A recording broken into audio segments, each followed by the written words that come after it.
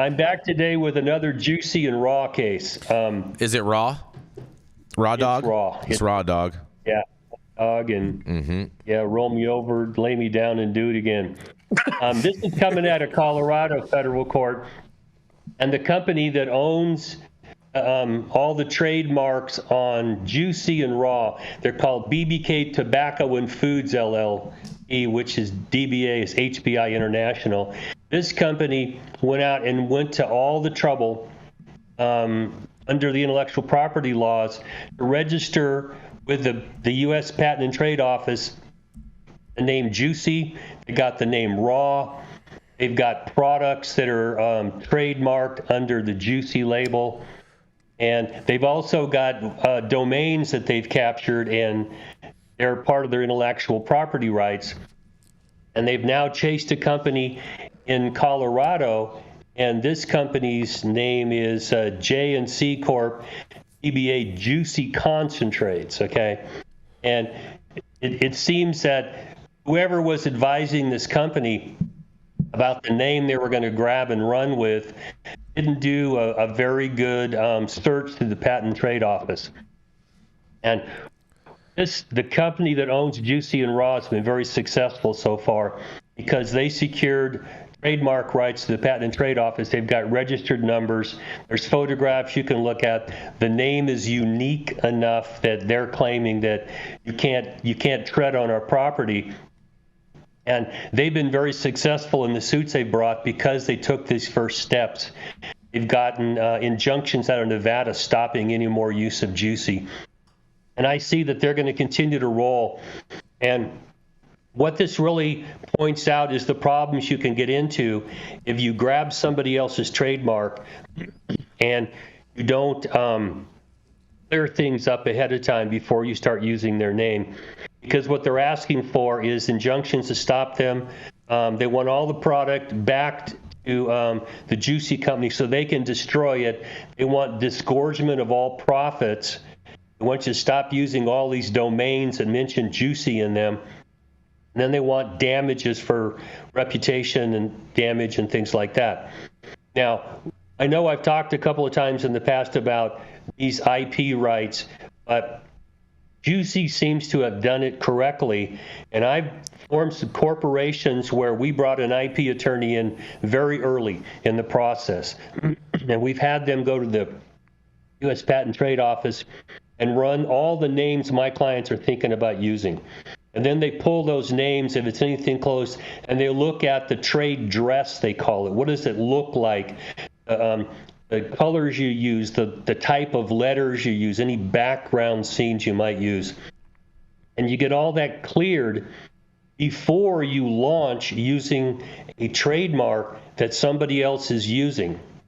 Now, the problem with cannabis, and this BBK company is now moved into cannabis, is that you can't get PTO protection, Patent and Trade Office protection for cannabis products, but you can for hemp. And this is the tobacco company. And they were selling tobacco vapes all over Colorado under the Juicy name. And inside these cannabis stores, this other company was selling Juicy products under the cannabis label. So there's direct confusion within the state. So what I want people to learn from this is that if you're going to set up a company, especially in the cannabis industry, where you're going to start using a name and a trademark to sell things, you need a good IP attorney from the gate. Research the names, look at the trade dress you're using, make sure that you can secure through the Federal Trade Office all the trademarks you can on non-cannabis products. These are merchandise, things like that is what we typically do. And if you're into hemp, you can secure hemp trademarks through the USPTO. Now, the USPTO gives you primary rights over these products, and that's why they're in federal court. And my suspicion is that this Juicy company in Colorado is going to get spanked. And a lot of these companies facing these Juicy complaints have just defaulted, thrown their hands up and walked away. Now, I don't know what that means when you go on further after a default.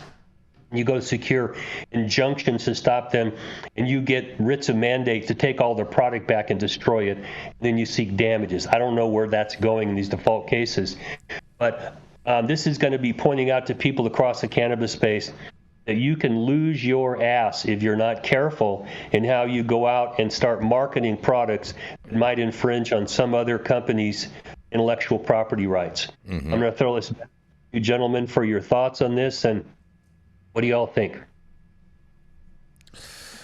Man, I'll tell you what. You know who I think has a claim on this, Dale, is all the OnlyFans models that wear those pants. You know, those sweatpants that say juicy all over the butt cheeks. I think that's who should have filed this claim. This is a this company may have those rights. I mean, they may have granted their trademark rights to put them on the ass of pants. I don't know. So I just have to say, when I met my wife, she was rocking them velour Juicy Couture sweatpants. Look at that. I don't know anything about OnlyFans, but I am a fan of hers, Heather. And I think this is yet another symptom of a nascent industry that didn't understand the complexities of being treated like a regular business coming up against regular business. If you want to be treated like a regular business, there's some good, some bad, and some ugly as a result of that. And we've seen that from candy names to the names of glues and construction products. And so, you know, your civil attorneys have to be a part of your team as you go into biz dev and entity formation and branding exercises in this business. You can't just sit around, smoke a spleef, and come up with a few half-baked ideas and hope to run with that, much less if you take on other people's money and try to scale something. And so, but because a lot of those candy lawsuits and the Gorilla Glue stuff are years in the rearview mirror, the fact that we're still coming up against this is just honestly at this point negligence for companies that aren't de-risking before they're out of the gate.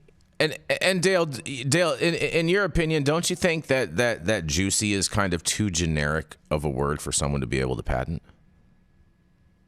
Well, that may be something to litigate. I mean, if you default and walk away from a case, you can't challenge that. Juicy's claiming that name is unique. And that's part of what you have to prove, hang on to it. And that's why you get an IP attorney to take your names and make sure that they are unique Shazam types of names. And what we tell our clients, pull something out of your ass that no one else has thought about, and then we'll check that against the PTO and make sure no one else has grabbed those names. Because as Yarrow points out, cannabis is now getting its real business legs underneath it, and it's got to go from being that nascent, well, I'm just going to go do what I want with my homeboys to, I better think about this. Because these companies, the order for disgorgement is brutal, okay? And to take all those products and destroy them, that's brutal to your bottom line. And you can run your business off a cliff because someone didn't say, hang on, let's go get someone to consult on this and make sure we're doing it right. And this knockoff, this adaptation, this I'm inspired by what you're doing. We've seen that in hip hop. We've seen reggae have a cover song for every #1 hit from country to rock and roll.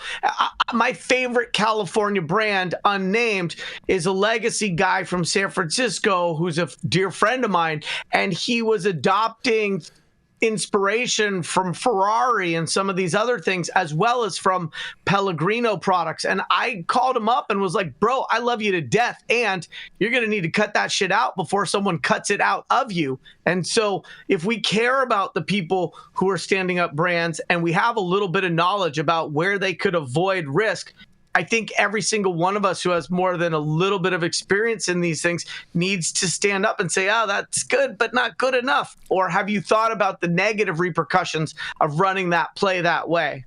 Whose lawyers I think need to take a real serious look at this case, Dale, is Cookie's lawyers. Well, because if these guys are not watching this like we are, but if they were able to get this trademark on Juicy, I would think that they could use some similar arguments to be able to get a trademark on Cookies, because to me it's just a very, very general term.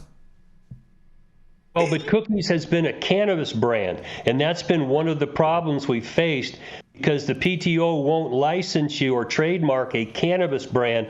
But if you go into hemp and tobacco, then you're. I'm gonna push back on that. Hold on, I'm gonna Dale. push back on that. You know they sell they sell more clothes. Clothing. Yeah, they sell more clothes than they do weed. They can trademark it under the clothing, and if and when they have protection capabilities in cannabis when things change, but taking the same brand and validating it in commerce outside of cannabis to be able to try to establish those existing protections. You're the lawyer. I'm still trying to figure out how I can piss up a rope, but tell me I'm not wrong. Tell me I'm wrong. You're absolutely I don't right. And one of the IP things that we do is once we clear it and nobody else has the name, we then do merch captures. We want all the merchandise we can to be trademarked because that's your shoe in. You can't trademark a cannabis product, but you can damn sure use that trademark on merchandise to advertise that product. Yeah, they're selling the packaging. They're selling the packaging. They're licensing the packaging, bro. They're not licensing the actual product.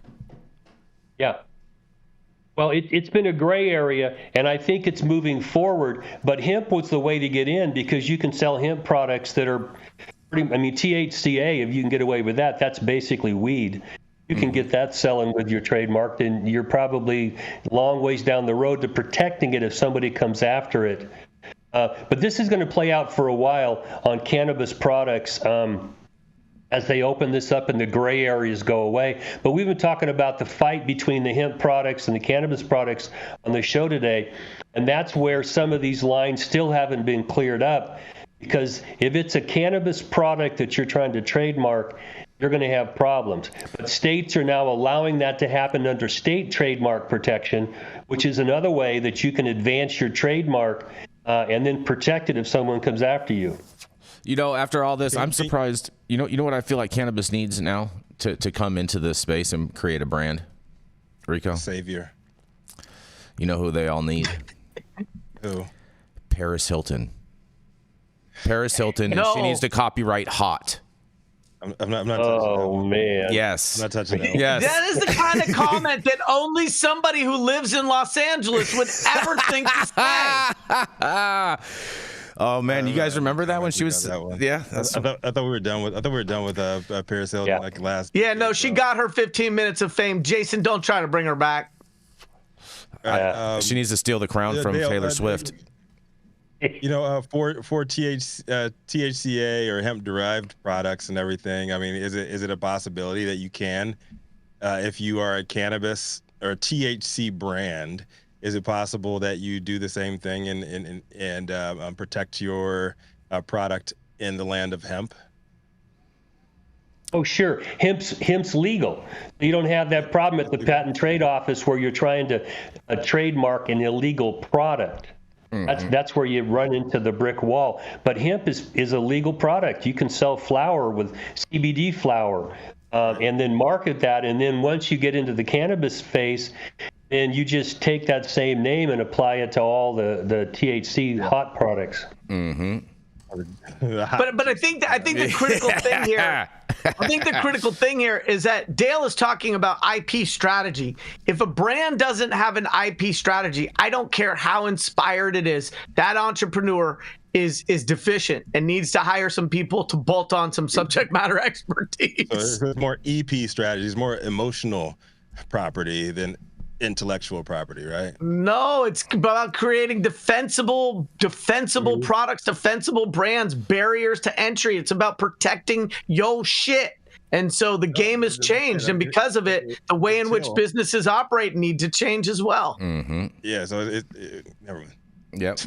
We do our initial business development discussions, and you're picking the name of your corporation and who might be in your board and things like that.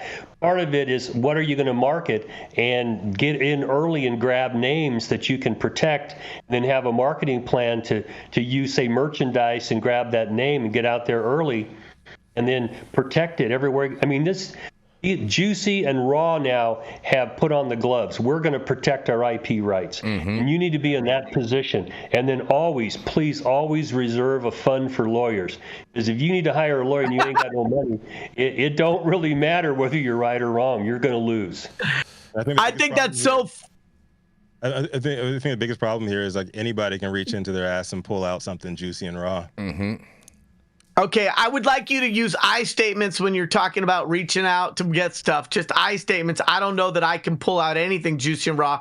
I think when Dale said that thing about reserving a fund for lawyers, it may have sounded like a lawyer who just wants to make sure that his retainer is healthy. But the truth is, any cannabis business that doesn't have a budget for legal, that doesn't build in litigation into their use of funds and business model, that doesn't constantly think about not what can I earn, but what can I lose.